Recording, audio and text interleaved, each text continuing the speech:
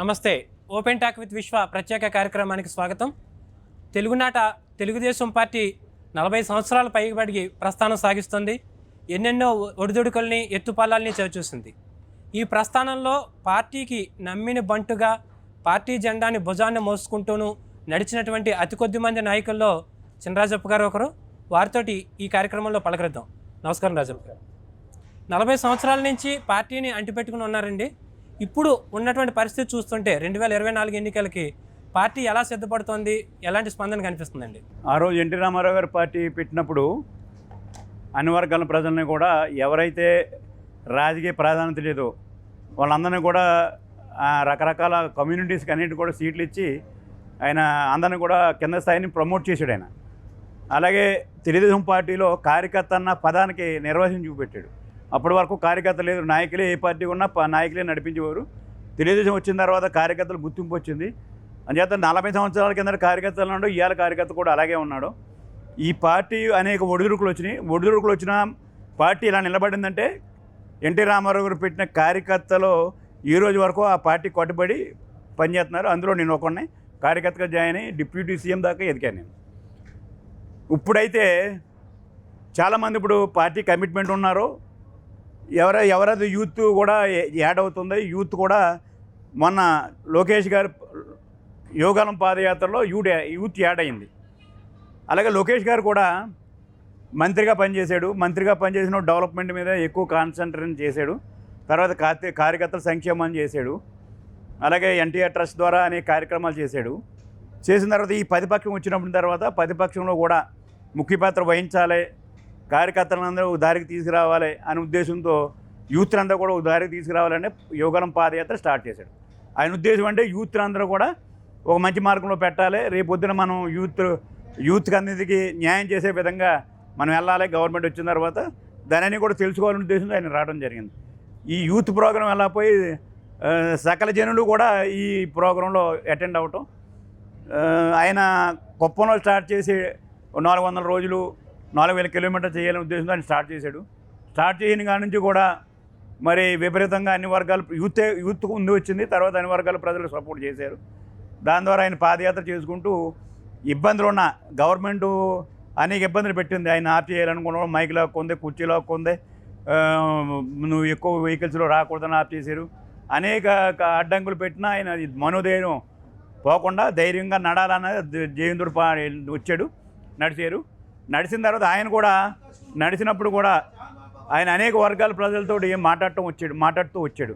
అన్ని వర్గాల ప్రజలు కూడా ఆయన మాకు ఈ నాయకుడు వచ్చిన తర్వాత గవర్నమెంట్ వస్తే మాకు ఉపకారం పొందుతుందని చెప్పి వాళ్ళు మెంటల్గా ప్రిపేర్ అయ్యి రాబోయే రోజుల్లో తెలుగుదేశం సపోర్ట్ చేయాలన్నది ఈయన ఎక్కడ మీటింగ్ పెట్టాడో ఆ వర్గం ఈయన సపోర్ట్గా రావడం జరిగింది. ఆయన పాదయాత్ర చేసుకుంటూ మరి అన్ని వర్గాలను కలుపుకుంటూ ముందుకు సాగాడు.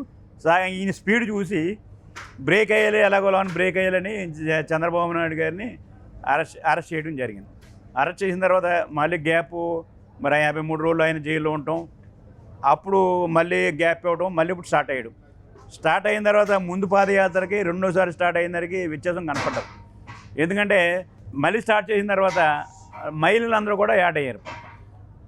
ఎందుకు చంద్రబాబు నాయుడు గారిని అరెస్ట్ చేసిన తర్వాత మహిళలందరూ వచ్చి లోకేష్ గారిని పలకరించి బాబు నాన్నగారు ఎలా ఉన్నారన్నది ఆయన అడగడం మొదలెట్టారు. దాని ద్వారా ఇవాళ ఎక్కడ చూసినా మహిళలు ప్రాధాన్యత వచ్చారు. మహిళలందరూ కూడా పాదయాత్రలు రావడం, కలటం, పిల్లలు పెద్దలు అని ఫోటోలు తీసుకోవడం, ఆయనతో నడటం. అలాగే ఆయన పాదయాత్ర జిల్లాలు మారినప్పుడు అంతా బాగా రెస్పాన్స్ వచ్చింది. ఈలోపు ఎన్నికల షెడ్యూల్ వస్తుందని చెప్పి ఉద్దేశంతో చంద్రబాబు నాయుడు గారు బ్రేక్ చేయమని చెప్పి పాదయాత్ర చేశాడు. ఇప్పటికి 11 జిల్లాలు, ఉమ్మడి జిల్లాలు పూర్తయినాయి. ఇంకా విజయనగరం, శ్రీకాకుళం జిల్లాలో డివిజన్లో వచ్చాం. ఆ 2 జిల్లాలు పూర్తి అవ్వలేదు, విశాఖపట్నం వరకు అయ్యింది. మరి ఇప్పుడు ఇవాళ యోగాలం పాదయాత్రతో రేపు మీటింగ్ కూడా పెట్టుకోవడం జరిగింది. ఆ మీటింగ్లో కూడా మనకేంటంటే ఆ రోజు పవన్ కళ్యాణ్ గారు కూడా జైల్లోకి వచ్చి సపోర్ట్ చేసి మనం జనసేన తెలుగుదేశం కలిసి పనిచేయాలి, ఆ గవర్నమెంట్ పడగొట్టాలి, జగన్ గారు పాలన దారుణంగా ఉంది, అనేక ప్రజలు ఇబ్బంది పడతారు, రాష్ట్రం సర్వనాశనం అవుతుందని చెప్పి ఆయన డిసైడ్ అయ్యి సపోర్ట్ అనౌన్స్ చేయడం జరిగింది. అనౌన్స్ చేసిన తర్వాత జనసేన కూడా మనకి పాదయాత్రలో కలిసి వచ్చారు. ఈవేళ సభకు కూడా ఈ 20వ తారీఖు జరిగే సభకు కూడా పవన్ కళ్యాణ్ గారు రావడం, ఇప్పుడు ఇక్కడ మేమే ఇప్పుడు వరకు కూడా ఒక 5 లక్షలు వస్తుందని చెప్పి ఎక్స్పెక్ట్ చేసాం. వాళ్ళు కూడా 1 లక్ష కలిసి కలుస్తుంది. ఇప్పుడు 5-6 లక్షలు మరి రావడానికి సిద్ధమయ్యారు. వాళ్ళందరూ కూడా లీడర్స్ కూడా ఇక్కడికి వచ్చి సంఘీభావం తెలిపి మేము రేపు పెద్ద ఎత్తున వస్తున్నాం, మాకు పాసలు కావాలి, మాకు అన్నీ కావాలని చెప్పి కన్విన్స్ కావాలని చెప్పి అన్నీ అరేంజ్ చేస్తామని చెప్పి చెప్పండి. ఇప్పుడు మీరు 3 తరాల రాజకీయాన్ని చూశారండి. ఎన్టీ రామారావు గారి యొక్క నాయకత్వం ఎలా ఉంటుందని దగ్గర నుంచి చూశారు. చంద్రబాబు నాయుడు గారిని, నారా లోకేష్ గారిలో ఎవరి లక్షణాలు కనబడుతున్నాయి, ఎటువంటి నాయకత్వ లక్షణాలు? ఎన్టీ రామారావు గారు, నేను ఎన్టీ రామారావు గారి దగ్గర జిల్లా పార్టీ ప్రెసిడెంట్గా పనిచేశాను. ఆయన ఓ మాట అన్నాడంటే మాట కట్టుబడి ఇంకా ఏం జరిగినా సరే ఆ మాటకు నిలబడి కూడా. చంద్రబాబు నాయుడు గారి దగ్గర మంచితనం ఉంది, అభిమానం ఉంది. ఎందుకంటే ఆయన వీళ్ళందరూ మన దగ్గర పనిచేశారు, వీళ్ళందరూ ఒక తప్పు చేసిన క్షమిందారన్న ఆలోచన చంద్రబాబు నాయుడు దగ్గర ఉంది. మళ్ళీ లోకేష్ దగ్గర చూసినప్పుడు లోకేష్ గారి దగ్గర పట్టుదల ఉంది. ఎవరైనా తప్పు చేస్తే మాత్రం క్షమించి ఇలా లేదు. ఆయన ఖచ్చితంగా మనం యాక్షన్ కావాలి, ఎవరైనా సరే కమిట్మెంట్గా ఉండాలి, పార్టీ కమిట్మెంట్ ఉండాలి, పార్టీకి లాభం పొందే ఉండాలి కానీ ఆలోచనలో ఈయన ఉన్నాడు. అంచేతే నిజంగా చెప్పాలంటే తాత లక్షణాలు వచ్చినాయని చెప్పి చెప్తాం. ఇప్పుడు తెలుగుదేశం పార్టీకి జనసేన పార్టీ తోడయ్యింది. ఎస్పెషల్లీ మీరు ఉభయ గోదావరి జిల్లా రాజకీయాలని 40 ఏళ్ళ నుంచి చూస్తున్నారు కదండి. జనసేన పార్టీ కలయికతోటి మీ పార్టీ బాగా పుంజుకుంది అనుకుంటారా? కార్యకర్తలు ఎలాగ అంటే రాష్ట్రం అంతా ఒక ఎత్తు, మా తూర్పుగోదావరి జిల్లాలో ఈ తూర్పు వెస్ట్ 2 జిల్లాలో కూడా ఎత్తు. అప్పుడు చిరంజీవి పార్టీ గారు పెట్టినప్పుడు కూడా ఈ 2 జిల్లాలో ప్రాధాన్యత ఎక్కువ ఉంది. మొన్న కూడా చూసాం, మొన్న కూడా పవన్ కళ్యాణ్ గారికి చాలా నియోజకవర్గాల్లో మంచి ఓట్లు వచ్చినాయి. అందుచేత ఇద్దరు మాకు నేను కూడా అందులో కూడా నేను గెలుపొందాను. మేమైతే కలాలని చెప్పి అనుకున్నాం, ఎందుకంటే మా 2 జిల్లాలకి ప్రాధాన్యత ఉంది కనుక. ఈయనకి వెళ్తే 35 సీట్లు ఉన్నాయి, 30 సీట్లు టీడీపీకి వస్తాయని చెప్పి మాకు నమ్మకం ఉంది. అందుచేత కలిస్తే బాగుండు అనుకున్నాం. ఆయన కూడా కలిసి అనౌన్స్ చేసాడు. ఇవాళ అయితే అన్ని నియోజకవర్గాల్లో కూడా చాలా బలంగా ఉన్నాం మేమే కాదు. ఆ వాతావరణం ఎప్పుడైతే తూర్పుగోదావరి జిల్లాలో సాలిడ్గా 30 సీట్లు వస్తాయో ఉత్తరాంధ్ర మీద పడ్డది, ఉత్తరాంధ్ర మళ్ళీ రాయలసీమ పడ్డది. అందుచేత ఖచ్చితంగా మేము టార్గెట్కి మించే మేము గెలుపొందామని చెప్పి నమ్మకం మాకు ఉంది. ఇప్పుడు మీరు 40 ఏళ్ళుగా రాజకీయాల నుంచి చూస్తున్నారండి. ఇప్పుడు ఈయన పవన్ కళ్యాణ్ గారు అప్పుడే 2 ఎన్నికల నుంచి ముందుకు రావడం అనేటువంటి జరిగింది. పవన్ కళ్యాణ్ గారిలో ఎటువంటి లక్షణాలు ఉన్నాయి? ఎందుచేత జనసేన అంతటిని అలాగా గుప్పితో పట్టుకుని నడిపించగలుగుతున్నారు? మీకు కనిపించినటువంటి ఆయనకి ఇప్పుడే పదవి చేయాలన్న ఆలోచన లేదండి. ఆయన మొదటిసారి 2014లో బేషరతుగా డిక్లేర్ చేశాడు, బీజేపీ తోడు వచ్చాడు, అందరికీ ప్రచారంలో తెలుగుదేశానికి ఓటేయమని చెప్పాడు. నెగ్గిన తర్వాత కూడా మరి ఆ నెగ్గినప్పుడు మేము నెగ్గాము, మాకు ఏదైనా కావాలని చెప్పి ఓ రాజ్యసభ కానీ ఒక ఎమ్మెల్సీ కానీ లేదా ఓ పదవి కానీ ఎక్కడ కూడా అడగలేదండి. ఆయన ఎప్పుడు ఒకటి చెప్తాడు, నేను ప్రశ్నించే తత్వం కానీ అని చెప్పి ఆయన మాట్లాడుతూ ఉంటాడు. మరి మొన్న కూడా ఇప్పుడు చాలామంది అనేక రకాలుగా చెప్పారు ఆయన కళ్ళలో ప్రాబ్లమ్స్ అవుతాయని చెప్పాడు. ఎప్పుడైతే చంద్రబాబు నాయుడు గారు జైల్లోకి వచ్చి అనౌన్స్ చేశాడో ఆయన వ్యక్తిత్వం ఇంతవరకు పెరిగింది, బాగా పెరిగింది. దాని ద్వారా ఇలా ఒకే మాట ఆయన మాట్లాడినప్పుడు కూడా ఏం చెప్తున్నాడు, నేను మాట ఇచ్చాను, ఈ రోజు జగన్మోహన్ రెడ్డి గారిని ఓడించాలంటే మనం కరెక్ట్గా ఉండాలి, నాతో కూడా ప్రయాణించాలి లేదా పోండి అని చెప్పి ఆయన ముక్కుసూటుగా ఇవాళ చెప్పాడు. అంటే ముక్కుసూటుగానే ఆయన ఉంటాడు కనుక ఇవాళ ఎవరైనా సరే ఆయన ఫాలో అవ్వాల్సిందే. ఇప్పుడు జనసేన పార్టీ తోడయ్యి తెలుగుదేశంతో పొత్తులు పెట్టుకుని ఎన్నికల్లోకి వెళ్ళినప్పుడు ఎక్కువగా సీట్లు కోల్పోయే పరిస్థితి ఉభయ గోదావరి జిల్లాలోనే ఉంటుంది.